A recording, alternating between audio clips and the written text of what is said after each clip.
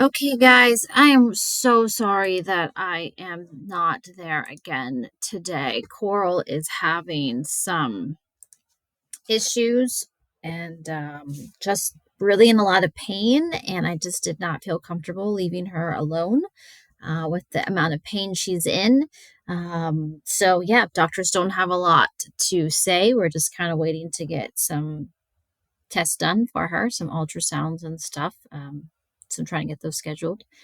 But anyways, sorry I was not there yesterday. I'm also sorry that I missed. It looks like I went through the notes last night and I realized that I didn't make some. I didn't finish the fill in the blank notes and make them fully fill in the blanks. I apologize for that. Um, but I will finish that in case you haven't printed those out yet. I will get those finished today. So you may have gone through the notes, but I wanted to make sure that we didn't waste a day. And so hopefully you are able to watch this. If the sub cannot do this, then I would just say put one of your Chromebooks open and watch it that way. So we're moving into the respiratory system. It's only going to be 2 sets of notes. I know these ones seem kind of long. I think it was like 15 pages of notes. But yeah, I think it'll be good. So hopefully you can watch the safe share links. If it's a YouTube link, I am going to go ahead and probably play it through these notes. But if it's a safe share link, you should be able to watch it yourself. It's probably a good idea to have your textbook open. It starts on page 164. So the respiratory system is not as complicated as some of the systems we've had before. There are not a lot of pieces and parts, but there are probably more pieces and parts than you probably originally thought. So the average person, just some facts about the respiratory system, is that the average person breathes about 14 to 16 times a minute. 99% of the time, you don't even think about it. You just don't even give it a thought. But as soon as somebody mentions, hey, how are you breathing, you suddenly start to think about it, or your heart's racing, and so you try to control your breath, you try to slow it down, or you're holding your breath because you're swimming or whatever. But for the most part, you don't think about it. And all respiration is a means to take in oxygen and get rid of carbon dioxide. But it also allows us to communicate with others. The reason that you can hear me is because I am talking. When you laugh, when you yell, when you talk, you sing, you are relying on your respiratory system. It is hard to speak when you have no breath in your lungs. Talking requires us to exhale the air through our voice box and so on. Some people have been able to master talking as they using the air as it comes in. I know there's this singing. Um, I'm drawing a blank on the name of the singing, but it's where you can actually sing as you are breathing in. Something has to do with, yeah, a cycle. I can't remember what it's called. But it also protects us from the air that is too dry or too cold. And we're going to get to that. So hopefully you watch that safe share video. If not, if you could not watch it, we'll watch it together when I get back. So the anatomy of the respiratory system. When you inhale, air must travel through the respiratory from the top to the bottom. It is not a very long system. It is from about your nose area to your lungs. That's really it. When you exhale, the air follows the exact same path, but in reverse. Inhaled air must first travel through what we call the upper respiratory system. That's the part above your chest. If you've ever been to the doctor and they say you have an upper respiratory system infection, then that's usually going to be involving your sinuses, your nose, and like your throat. Then it goes to your lower respiratory system, which includes your trachea, so your throat down to your lungs. And that would be a lower respiratory illness. So that's the difference. So up here is going to be your upper respiratory. This is your lower respiratory system. And some parts carry air from place to place. Some parts are going to be designed to get oxygen from the air. Sorry, that should say air. I'll fix that later. And into the blood, and then get carbon dioxide back out of the blood and into the air to be exhaled. We call this the gas exchange. This is what's actually going to take place in our lungs, specifically in our alveoli. And many parts conduct air from outside the body to the areas in the lungs. So that's your mouth and your nose. Um, Breathing through your nose is much better than breathing through your mouth, and we will see that because it doesn't go through all the pieces and parts that it should. So we really want to breathe through our nose as much as possible, but God is really amazing, and He made a backup in case we have a stuffy nose or we can't breathe through our nose. We can breathe through our mouth. If we got a stuffy nose and we didn't have another way of breathing, we wouldn't live very long. So it's a good thing that we have two ways of getting air into our lungs. The nose. So this is the true beginning of our respiratory system. Our nose has two openings. They are external nares, or what we refer to as nostrils.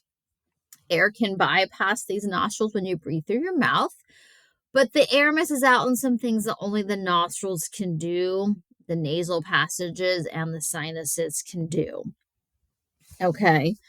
There are hairs in your nose, which some people are grossed out by that, but that they have a purpose. Our mouth does not have hair in it. That would feel gross.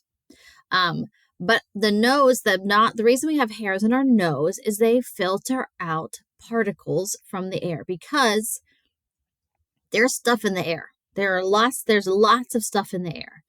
And we don't want that stuff in our lungs. We really, really don't want it in our lungs. And so that's the importance of the hairs in our nose. We've got different size nose hairs, but it really minimizes the material that gets into our lungs. Our lungs are not designed to have stuff in there other than air. Okay.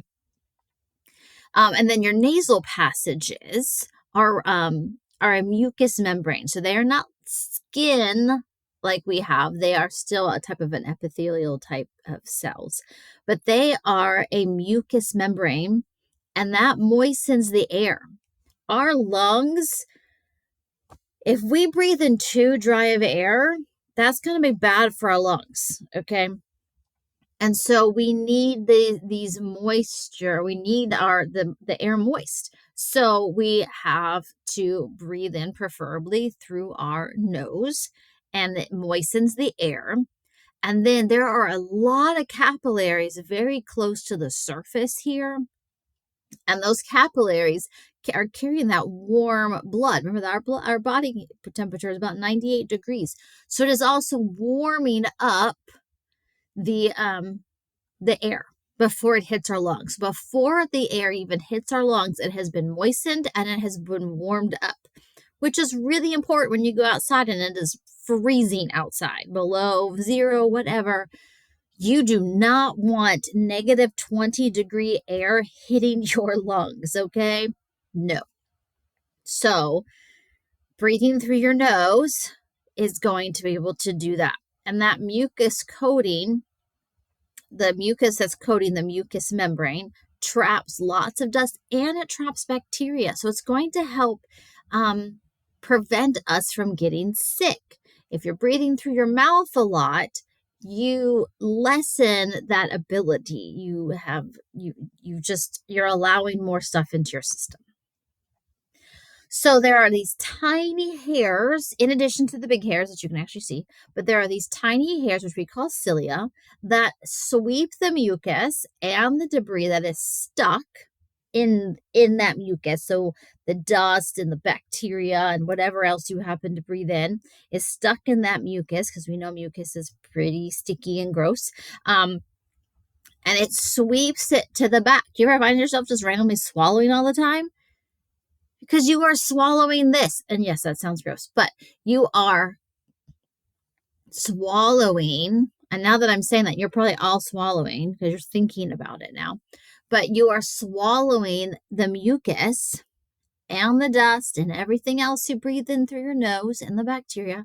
And it's now going down your esophagus to your stomach, The stomach acid is going to break it down and destroy it. Okay. That mucous membrane is designed to make lots of mucus. Okay. When you have an infection, it is trying to get your infection out. That is why it is important to blow your nose, which some people are like, oh, blowing my nose is so gross.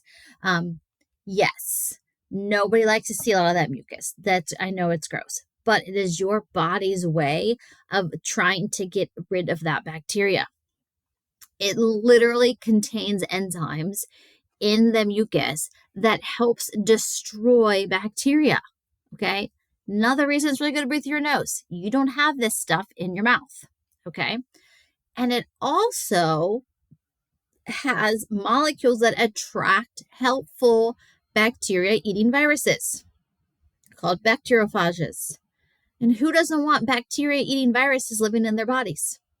I know that I do. I want that. And so these are really, really important. Okay, so this is your nasal cavity, and that's where a lot of that stuff is all going to live. That olfactory stuff that has to do with scent, that has to do with your smelling. We'll talk about that later. I just want you to see the nose.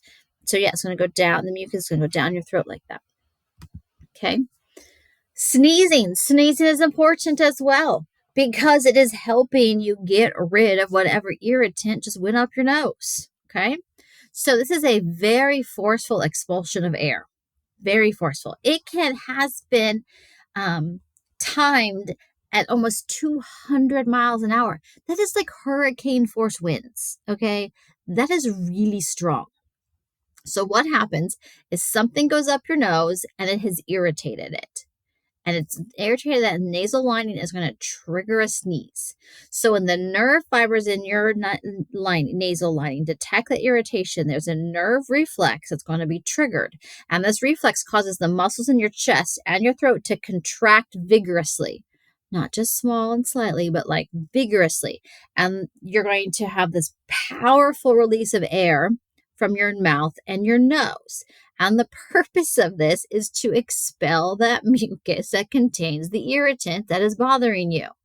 This is why you sneeze a lot when you have allergies, because you are allergic to something that is bothering you. And your body is like, get this out of me. So it is literally just trying to get rid of it. You may also sneeze a lot when you have a cold, because again, a cold is an upper respiratory illness. So it's going to cause you to sneeze. A lower respiratory illness is not going to cause you to sneeze because the irritant is not in your nose anymore. It is now in your lungs. So your lungs are not going to trigger your nose to sneeze. Okay. So if you are sneezing a lot, you probably have either an upper respiratory infection or you have allergies. Lots of allergies, okay? One sneeze can shoot over 40,000 droplets, okay, that contain thousands of germs. And if you watched this video, you saw that, okay? You saw that was gross, but they simulated, so she wasn't actually sneezing on somebody, but you saw the simulation of the stuff all over them. Yes, covering your sneeze, depending on how well you cover it, is sometimes doesn't really block it. It just makes it go up and down a little bit more. And you have, oh, sorry. I've been up since like 4:30 this morning. But if you sneeze into a tissue, then you can throw the tissue away immediately into the trash. Do not sneeze into your hands, because you've just now put that 40,000 droplets with thousands of germs into your hands, and then you touch things, and nobody likes that. So sneeze into your elbow if absolutely possible, but preferably if you can get into a tissue or something. Some myths. Your heart does not stop when you sneeze. Okay. It does not. And your eyes cannot pop out of your head when you sneeze. Okay. It is just a natural tendency to close our eyes before we sneeze. But if you held your eyes open, your eyeballs are not going to pop out of your head. Okay. So two myths we are debunking. So let that sneeze out, but sneeze into a tissue. Okay. So we are moving from our nose into our sinuses. And our sinuses, we have 4 sets of sinuses, and they surround our nasal cavity. And these are air-filled spaces in our skull. Our skull would weigh a lot more than it does if our skull was solid, but it's not. We have a lot of empty spaces. We have our brain up there, and we have these holes, these sinuses. Now, some people, for whatever reason, are missing some of their sinuses. My mom was missing some of her sinuses, so she had a lot of upper respiratory infections because she was missing some of her sinuses. So that's the thing. Um, there are 4 sets. They exist in pairs, so one on each side of your face, one on each side of your nose. You have your frontal ones. And if you happen to be following along in the textbook, we have images of these on page 166 as well as the next slide. But your frontal ones are the kind of the ones that are going to be almost in your forehead. So if you have a sinus headache, it is those sinuses. It's the pressure that is inside of those sinuses that is giving you a headache, and you will feel them because it will be like right at your eyebrows, almost like inside of your eyebrows there. It is going to feel this intense pressure, and that's going to probably be what you call a sinus headache. And they are on your frontal. What do we call that? That's your frontal lobe and your frontal bone. So it makes sense that the sinuses there are frontal, okay? Then we have maxillary, ethmoid, and sphenoid. And again, take a look at those names. They should sound very familiar to you because those are the names of bones in our face. Okay, remember those bones in our face? You guys had to know the bones of our skull. And so these are going to be near those bones. Remember, maxillary is maximum of your face is made of your maxillary bone. And so you're going to find your maxillary sinuses near the maxillary bone. Okay, so kind of your cheeks, your underneath your eyeballs, your cheeks. Okay, so again, you might have pressure there if you have a sinus headache. Your ethmoid and your sphenoid are going to be a little bit more interior. And they are also going to kind of be, your sphenoid are going to be like behind your nose, and your sphenoid, your ethmoid ones are kind of, like I said, almost right behind your eyeballs. But they're a little bit, but they're these hollowed out spaces, and they're completely lined with mucus. And your air that you breathe in actually travels through all of these sinuses. And what these do is they're going to warm up the air even more. Okay. Warm up even more. So again, here you go. Your frontal sinuses. I said, if you have a sinus headache on you right there, you're like, oh my gosh. Your sphenoid and your ethmoid sinuses are going to be behind your, like, between your eyeballs, but back behind, near your ethmoid and sphenoid bones. And then your maxillary sinus are your cheeks right here. And you can actually find videos on how to release the pressure in those. If you ever have a sinus headache or sinus infection. Sinus infections, oh, those are no fun. So the mucus that's produced in your sinuses eventually is going to drain down all the passageways into the nasal cavity and into the nasal cavity itself, and then into the throat. And then it is going to go down your throat and into your stomach, where it's going to be destroyed, okay? These have several functions. I already said it helps make your skull not weigh so much. It defends your body against germs, just like it does in our nose, also dirt. It's going to moisten cold, dry, irritating air. They trap and kill bacteria. That's why you can also get infections in there. If you've been exposed to enough bacteria, then you may get a sinus infection. That sometimes is going to occur if you've had a cold for a significant amount of time and it turns into a sinus infection. It warms and humidifies the air, like I already said, and then it gives some resonance to your voice. So think about what somebody sounds like when they have a stuffy nose or a sinus infection, their voice sounds funny. They sound, what we say, they sound congested. And it's because the voice is no longer bouncing around in those empty areas. It is just coming out of your voice box, and maybe traveling through only one or two sinuses. So the voice sounds different. So the sinuses have a lot, a lot of purposes.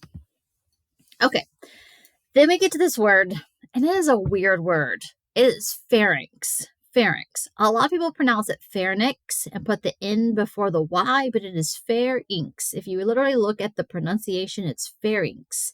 It is just, I don't know. I've always found it to be like a weird word. And the pharynx,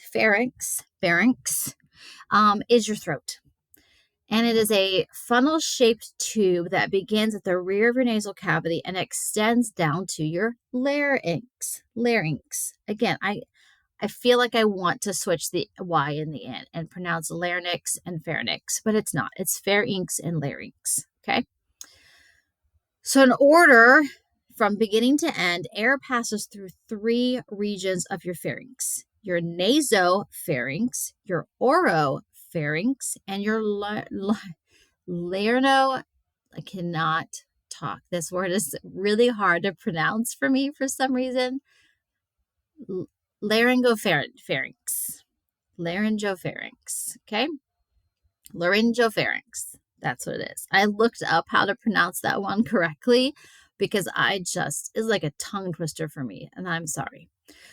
Your nasopharynx is the superior portion. And what does naso mean? Naso, when you see that, is going to refer to anything with the nose, nasal cavity, things like that. So that's going to be closest to your nose. It's going to start at the rear of your nasal cavity and extends as far as the soft palate. The soft palate is that rear portion of the roof of your mouth that's soft. So if you take your tongue and you kind of feel the roof of your mouth, you can feel that it is hard, and you may be able to feel towards the back of the roof of your mouth that is softer.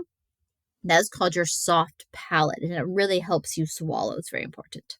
It moves enough to close off the nasal cavity from that nasopharynx, and it prevents food from entering the nasal cavity. If you've ever had pop or milk or whatever, and you swallowed wrong or whatnot, and you got that up into your nose and that burning sensation, nobody enjoys that.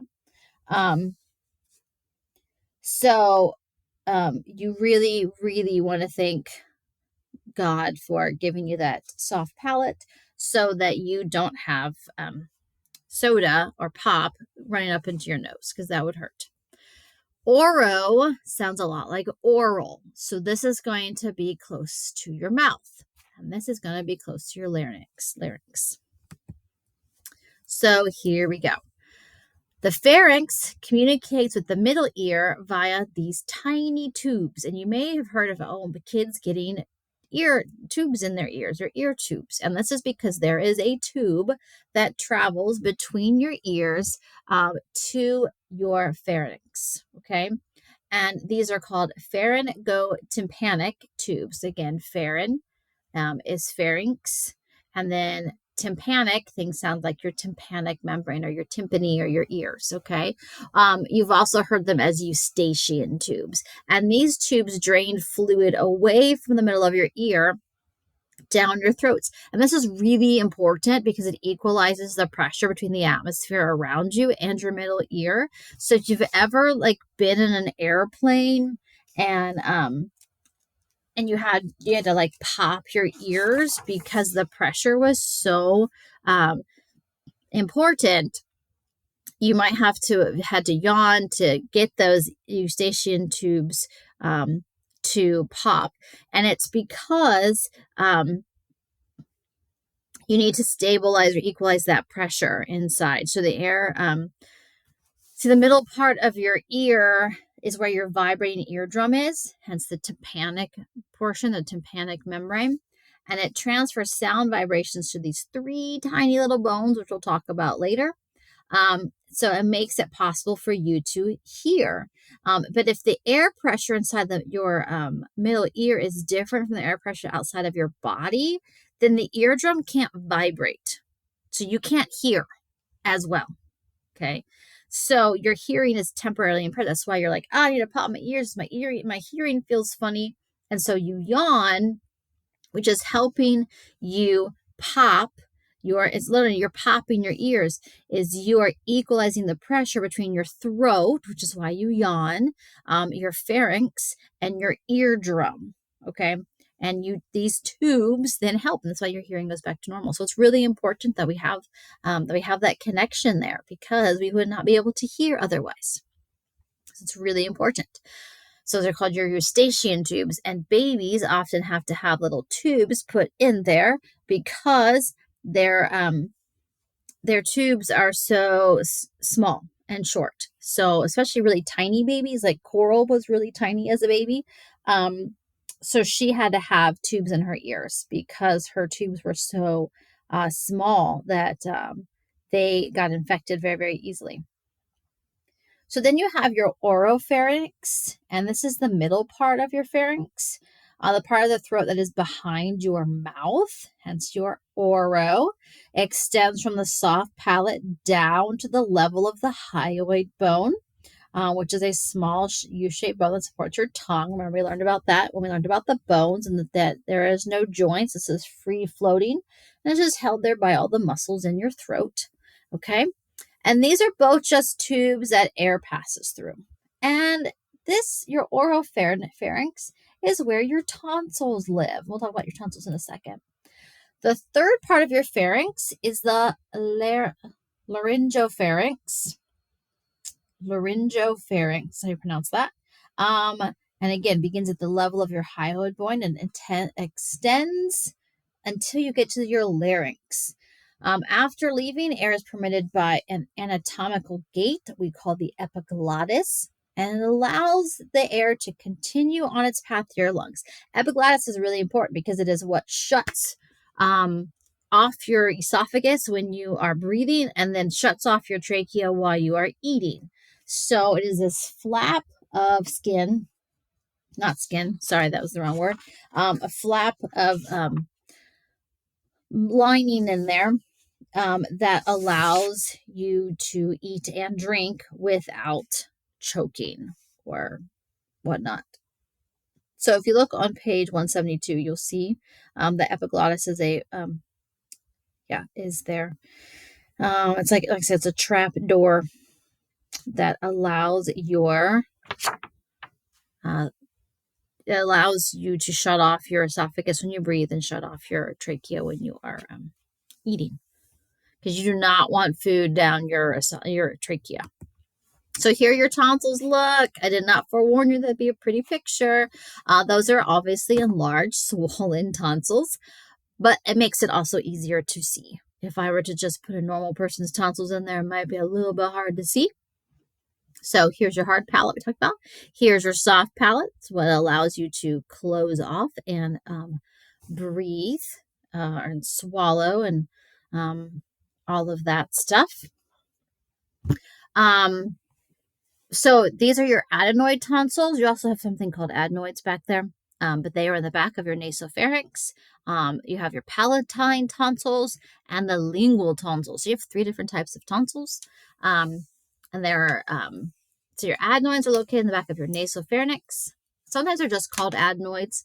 And then you have your palatine and your lingual tonsils are in your oropharynx, which is why you can see them at the back of your throat. So the lingual tonsils, which are these guys here that you see, are located kind of at the back of your tongue. No, sorry, these are your palatine ones. Sorry, you can't really see the lingual ones. Palatine tonsils look like 2 pink mouths on each side of the oropharynx right there. They are also a very important part of your immune system. They contain lots of white blood cells that help your body recognize and fight infections. So really important, but they're also often removed from our body because they are persistently swollen or they get infected. They're like the policemen. They are the guard that it's kind of like the guarding the gateway into your body. So there is lots of white blood cells in there, but because they are also exposed to lots of things, they can get infected. And so it is often needed to have them removed. Both my boys have had their tonsils removed. Guinness was getting sore throats, like strep throat. I think he had it 9 times one summer, which is weird. And so that was when he was 2. So he had his tonsils taken out literally the week he turned 3. So that they were gone. And then Sebastian had his taken out when he was 9. Because in addition to just being infected, they can be very large. Sebastian had a very, very enlarged. One of his tonsils was just huge compared to the other one. And it caused him to snore, and it caused him to grind his teeth. So he was having sleep problems because of his tonsils. So he had them removed a little bit later because of issues. So important part of your immune system, but also easily infected and needing removed. Okay, now we are to our larynx. Okay, we're on page 172 if you're following along here with us. And the portion of the airway that connects your laryngopharynx to the trachea is called our voice box. And this protects our trachea from foreign materials and transforms exhaled air into speech or into song. So again, it's going to help prevent us from getting foreign stuff like food into our lungs, but it's also allowing us to talk. There are several pieces of cartilage that is here in our larynx. And again, if you're on page 172, you can see this. The 3 largest are the thyroid cartilage, because it is the thyroid gland is literally wrapped around that. The cricoid cartilage and the epiglottis. The epiglottis is that trapdoor, and it is made out of cartilage covered with a mucous membrane. And then you have your cricoid cartilage is in there, but your thyroid cartilage is known as the Adam's apple. We all have Adam's apples. Girls and boys have it. Men's just happen to be more pronounced, which means it just sticks out a little bit further than females. But we all have this thyroid cartilage, okay? And you might be able to feel it. You might feel if you're feeling your neck. I know that I'm feeling my neck as I'm talking to you. You feel those rings, okay? And it's going to be that topmost kind of thing that you feel there underneath your chin, at the top of your neck. Okay. Then you also have smaller pieces of cartilage that support your vocal cords, your arytenoid, your cuneiform, and your corniculate cartilages. And again, if you look on page 172, you can see all of those images when they're breaking down the voice box. If you have not watched that video right there, like I said, definitely watch it. It was fascinating when I watched it. I think I was more fascinated the fact that lady was just sitting there letting them put this very long tube down her nose so they could watch her vocal cords as she sang. I've had like a flu tests and COVID tests up my nose, and it tickles and it is very uncomfortable. So that must go in a different part of my nasal cavity, because I think I was more mesmerized by that woman than what I was actually seeing in the video. But anyways, your vocal cords there are these vestibular folds, and muscles in your larynx can tighten or relax the vocal cords as needed to produce higher or lower sounds as air passes over them. And to move the cartilage is supporting them to begin shaping the sounds into words. So if you sing, and I know a few of you do, if you have a high soprano voice, then you have your vocal cords get very tight. And as the air vibrates, that's where you get your high pitch sounds. The more relaxed your vocal cords get, the deeper your voice. So I know that we talked about why our voice is sounding so different. It does somewhat have to do with our vocal cords and the tension as increases and decreases around our vocal cords. Um, so yeah, that plays into it. But the glottis and which is something we have something called false vocal cords and true vocal cords, but it's this combination of everything in our throat at the same time that makes our voice. And it's one of those amazing things that we don't have to think about. We just do it. We may think about the words ahead of time, but it's amazing that our vocal cords just know exactly where to go when we need to make sounds. Like when you sing, you don't have to say, okay, I want to sing an A. Your voice just, you hear it and you're able to match it with how you are sending the air through our vocal cords. It's just amazing. So the larynx, oh, sorry, went back a page. So speech, talking. Anytime we are talking, we're using our vocal cords and other stuff. So, as a general rule, men just have lower voices than women. They have these androgens, which are sex hormones. And so they also just tend to have longer and thicker vocal cords, which are going to make a deeper sound.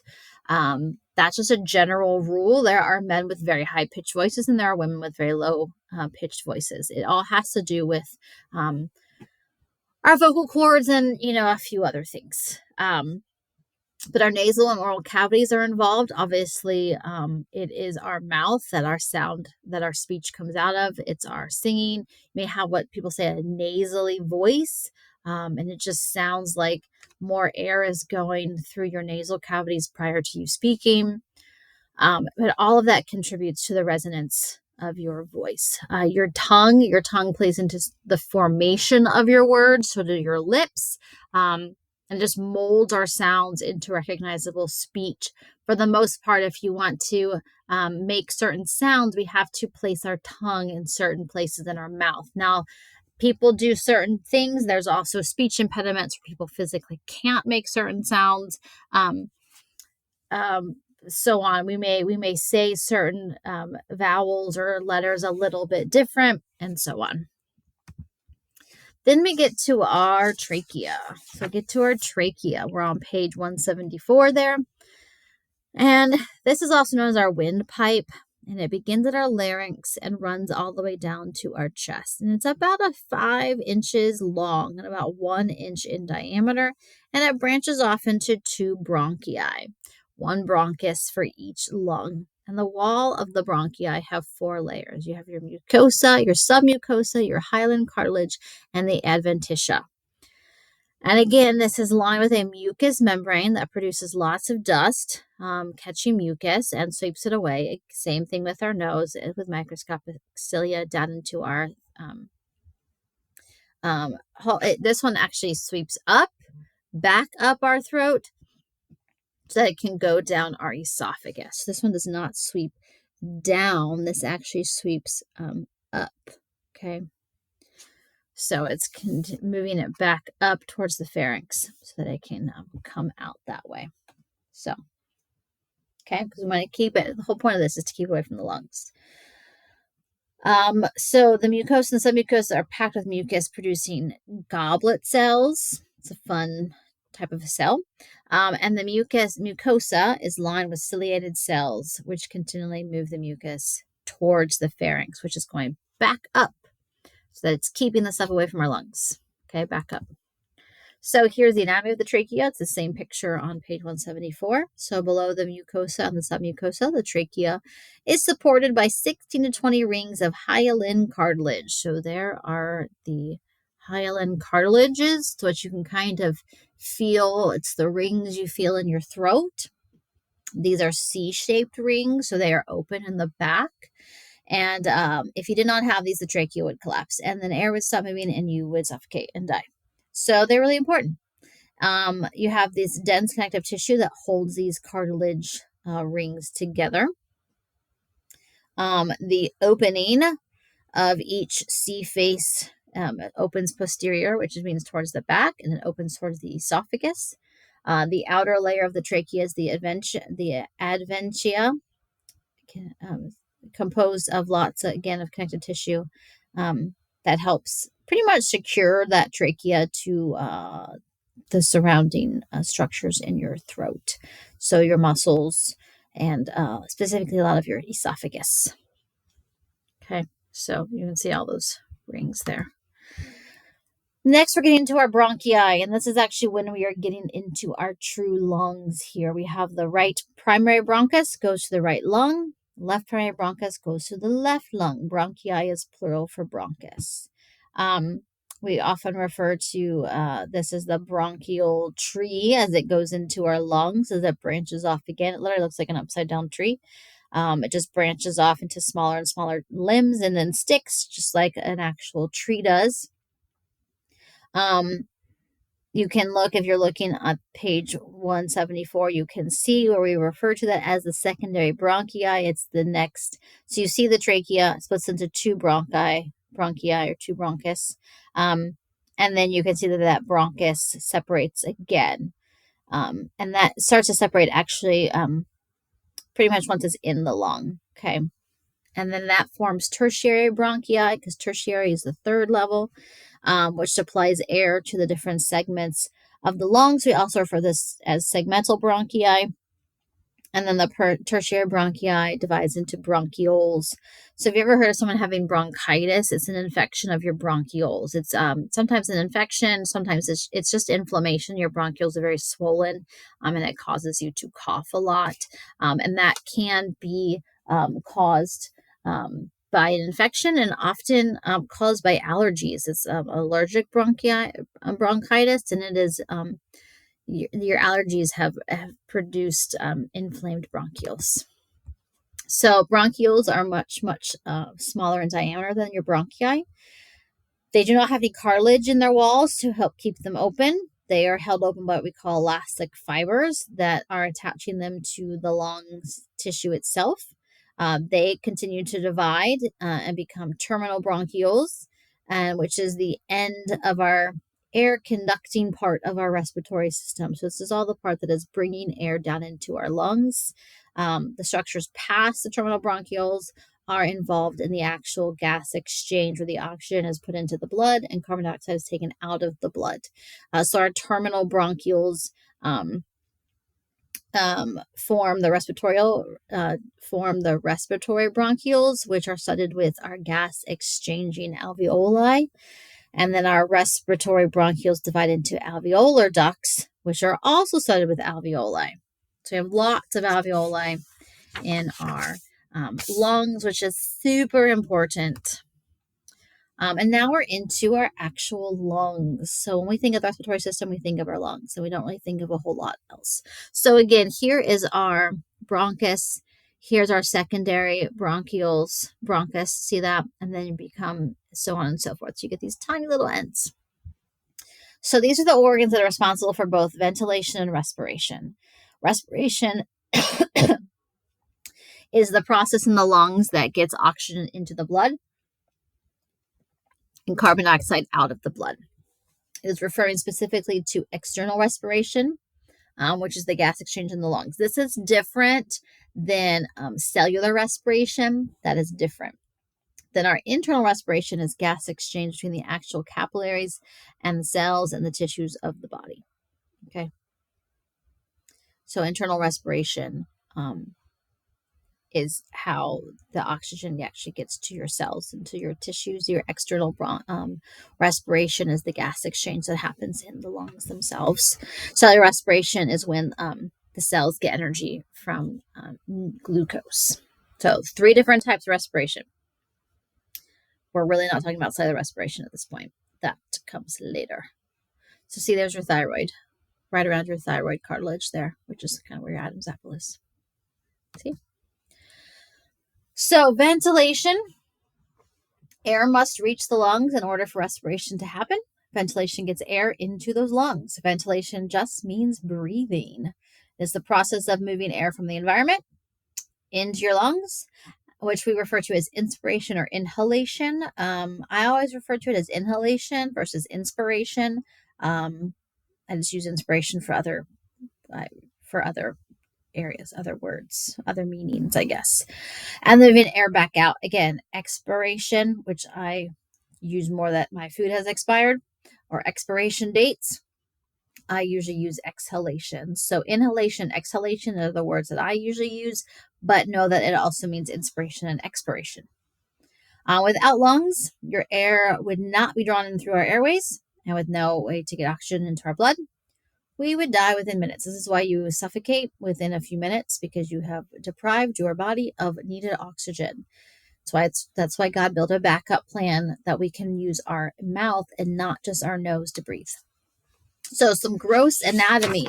What that means is not gross like it's disgusting, but just gross meaning large. So our main overall thing. Humans have 2 lungs. We have one on each side of our chest cavity. The lungs are separated by the heart, have very large blood vessels in the mediastinum. Each lung is cone-shaped, broader at the bottom, rounder at the top, so opposite kind of our heart.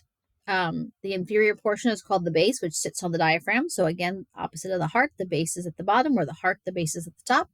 And it is the superior portion, the top portion is called the apex. So again, opposite of the heart.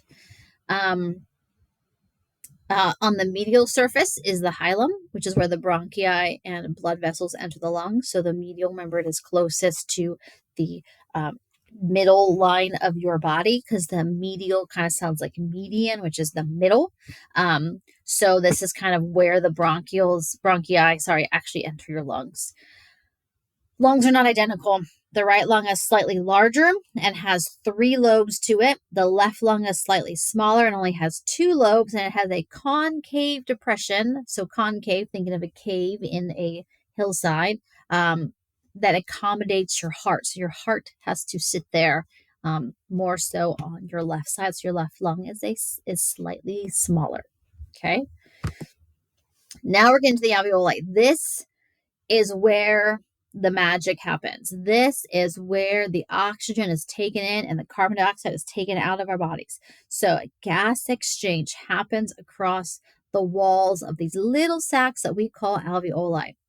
And there are estimates that we have about 2 million alveolar ducts in each lung. And then these ducts end in clusters of alveoli called alveolar sacs. So we have a lot of them. Okay. One alveolus is a microscopic air sac, and this is the actual final endpoint of our respiratory system. It is the end. It is where the action happens. The oxygen and carbon dioxide are exchanged. If you open your book to page 179, you will see this. You will see that sac, and you will see it wrapped with a capillary. Remember, I told you we learned about the cardiovascular system, that the capillary walls are super, super thin, and it's for this purpose. It is so the oxygen can get in and carbon dioxide can get out through the walls of both the alveoli and the capillaries. They are 1 layer thick.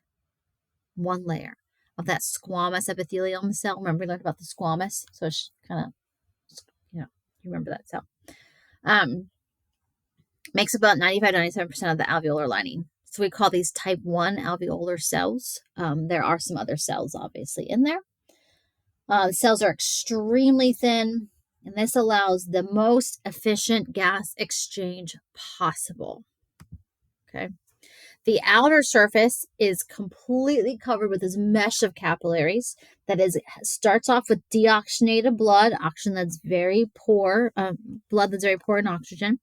But by the time they get to the other side of the alveoli, they are filled with oxygen. Okay.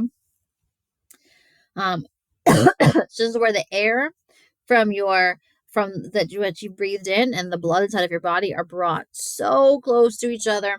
They just have 2 layers of cells between them, but gases are able to go across. Okay. In addition to your type 1 cells, you have type 2 cells, and they secrete an alveolar fluid. Okay. And it's what it helps keep the surface of the alveolus moist. And it is the most important component is surfactant, which is a special kind of molecule that has some detergent-like properties. So it really aids in reducing the surface tension of the fluid and pretty much helps prevent the alveoli from collapsing. Okay. There are macrophages in the alveolus, and these cells move along the surface, and they're like little vacuum cleaners, and they clean the alveolus from dust and debris, because again, we don't want this stuff in our lungs. Okay. That's why we have all these mucous membranes that line our entire respiratory system to try to get the stuff out, but unfortunately things are still going to get there. So you got these little vacuum cleaners that are cleaning our lungs of all this bad stuff. Okay. And so the surfactant allows these things to kind of move without friction and just helps reduce the surface tension, which then prevents this stuff from collapsing. Okay.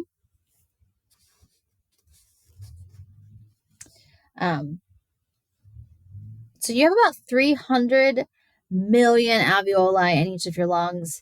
So that's a lot of alveoli, and that is a lot of places for gas exchange. So here you go. Here are the alveoli. They look little. Think of broccoli, and each little green piece on the end of broccoli is like an alveoli, an alveolar sac. Okay. Or an alveolus, and they are completely covered with all this capillaries. See that? And there's blood. Air comes in, and then the oxygen goes out, and the carbon dioxide comes in, and then they bring back out. And you got your pulmonary artery and your pulmonary vein, and it's amazing. It's an amazing process that is happening. And we have blood vessels in our lungs. Okay, blood enters the lungs by two different arterial pathways. One brings blood to the lungs to pick up oxygen for the body to use, which we know is our pulmonary arteries.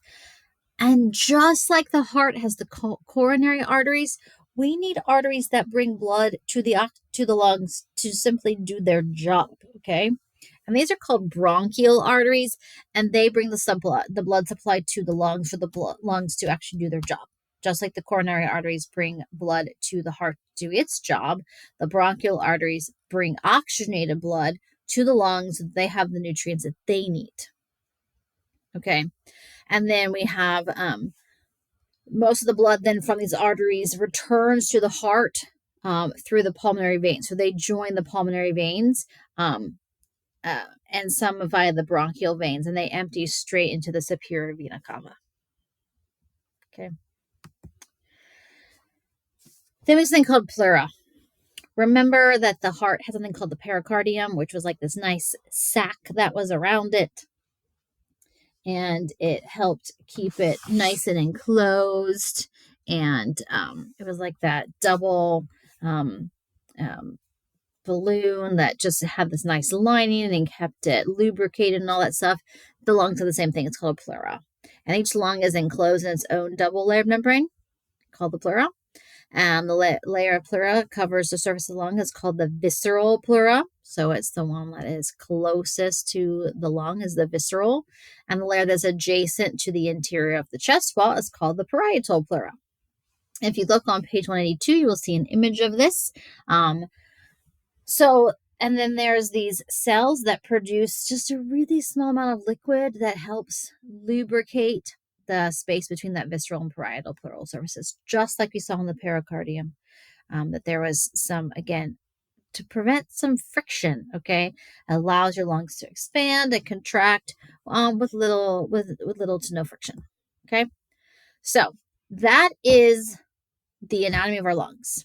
But just like with the heart, there are some issues that we can possibly have with our lungs, or our not just our lungs, but our respiratory whole system. So our ear infections are actually part of your respiratory system. It is called otitis media. It is an ear inflammation of the middle ear. So acute media causes a lot of pain, sometimes with fever. There's fluid that is building up in your middle ear. So that should not say middle pair. Sorry, that should say middle ear. And there's some bulging, and there's some redness of the eardrum. And sorry, I wrote that. I was writing these notes late Sunday night, so I apologize. I will fix that. That is on there twice. It's usually caused by bacteria. And it's caused because of they have moved up the eustachian tubes. So you have had a bacteria in your mouth, in your throat, in your nose, and it has traveled up your eustachian tubes. You will get this often with a sore throat, allergy symptoms, exposure to tobacco smoke. All of these things cause inflammation of your nasopharynx, and then your eustachian tubes may swell and not drain properly. Again, this is common in children because they are shorter, they are smaller in diameter, and they're actually more horizontal than those of adults because their head is smaller. So their ears are more level with the back of their throat. And as your head gets bigger, your eustachian tubes get to be more vertical. They're more of a diagonal than actually ever vertical. Snoring. Everybody probably knows somebody that snores. It's very common. There's a video there about some snoring if you haven't watched that yet. It's caused by a partial obstruction of airflow through the nose, the mouth, or the throat. And it's the vibration of these obstructing structures or the squeezing of the air through a very narrowed passage that produces this low pitched noise. And sometimes the throat, again in that video, if you haven't watched it yet, watch it. Especially when the muscles are relaxing in your throat, and sometimes your throat completely closes off, and then the person can't breathe, and then they take this big gasping breath and they start coughing. It's awful.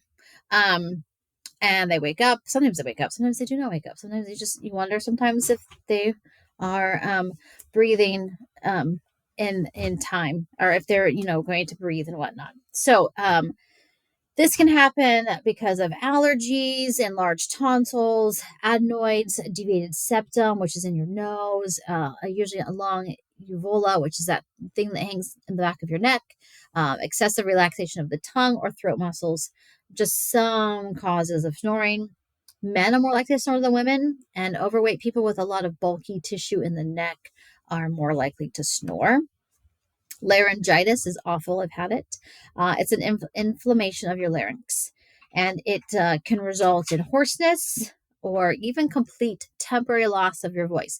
Do not try to whisper when you have laryngitis. It is actually worse for your throat to try to whisper than it is to just not talk at all. It's an inflammation of the vocal cords. It causes swelling. It is causing pain. They aren't moving like they should during speech. Swelling can be so extensive. It can actually prevent the vocal cords from vibrating at all. It is caused by viral or bacteria infections. We can due to allergies, inhalation, or chemical fumes. It is not fun. Like you physically cannot talk. You can breathe, but your vocal cords and your throat is so swollen that they are not moving, and you cannot talk.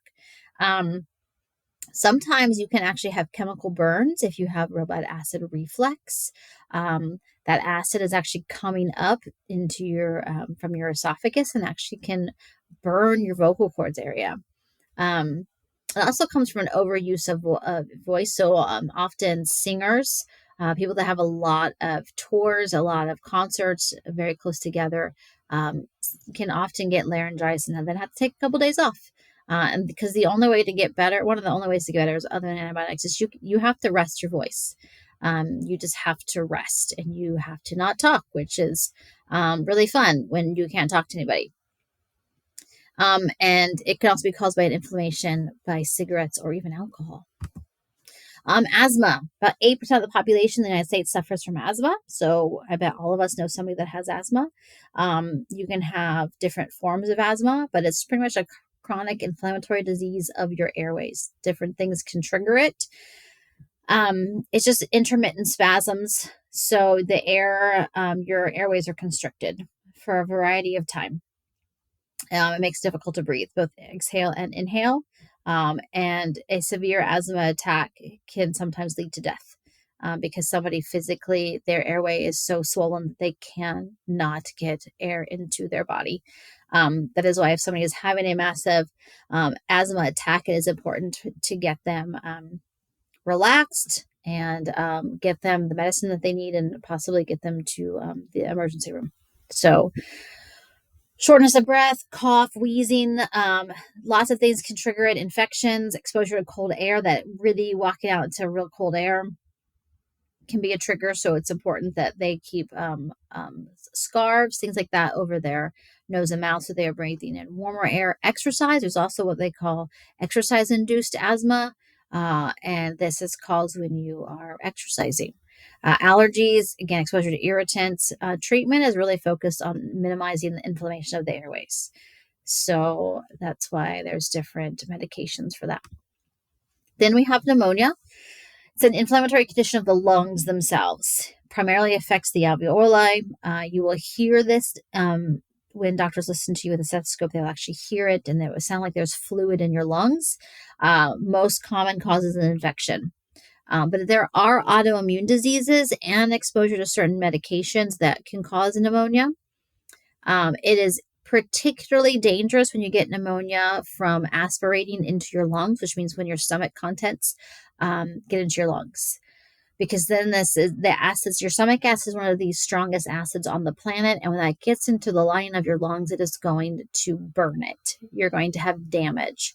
This is the number one reason that they don't have you eat prior to any kind of surgeries that you may have, especially ones that are going to put you under.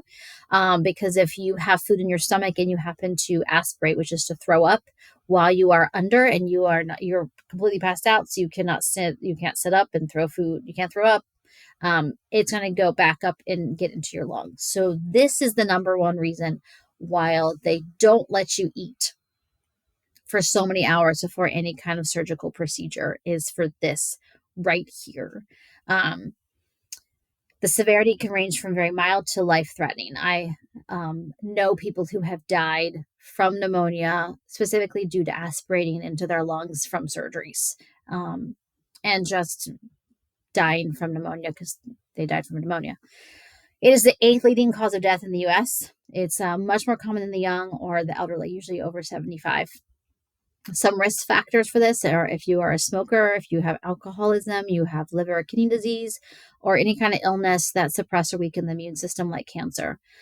Cancer is one of those awful, awful diseases that doesn't always kill you. It's other things that kill you from the cancer.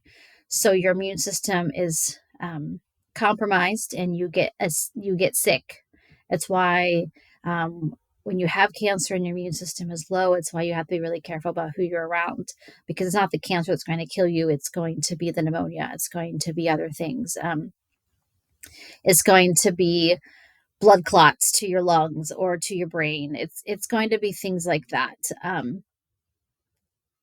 Cancer will kill you, but more often than not, it's not the cancer itself. It is a complication from the cancer, and pneumonia is one of those.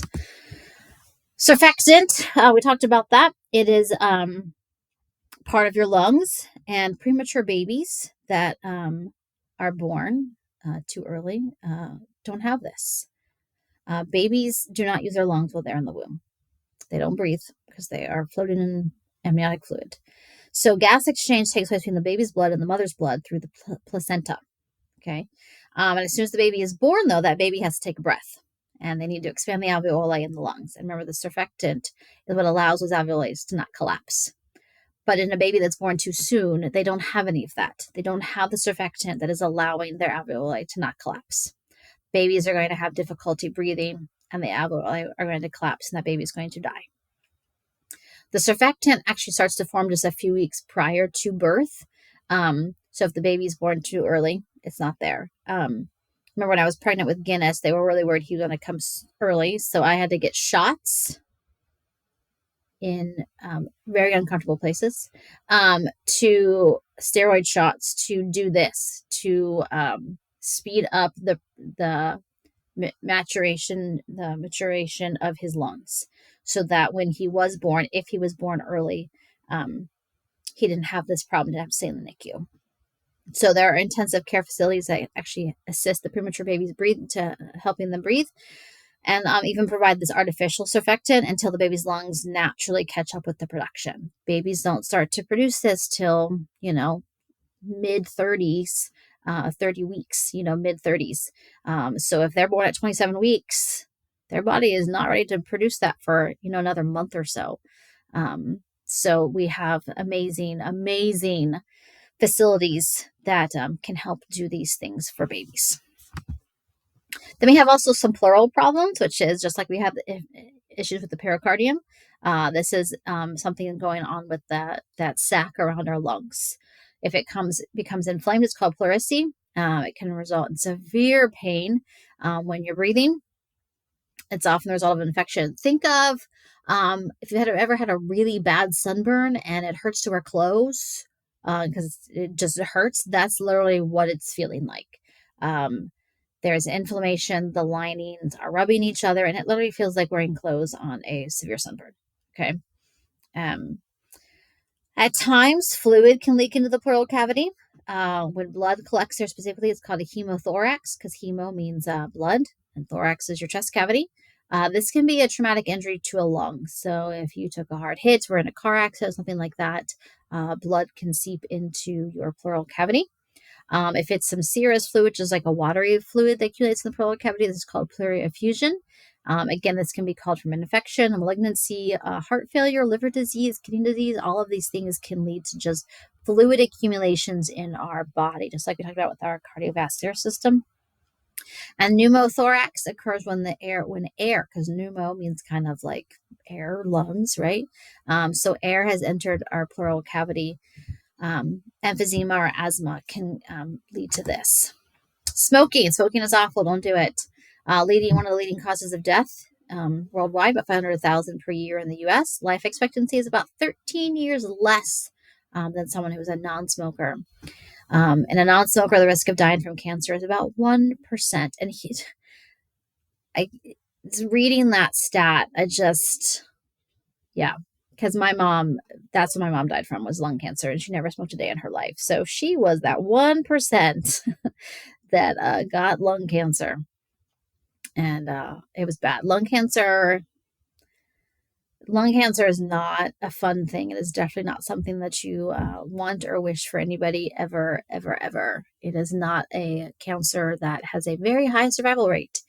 I think the survival rate for lung cancer is usually 10 to 15% if you are lucky. But if you smoke, so 1% risk of dying from lung cancer for a non-smoker, that risk goes up 20% in males and 12% in females for smoking.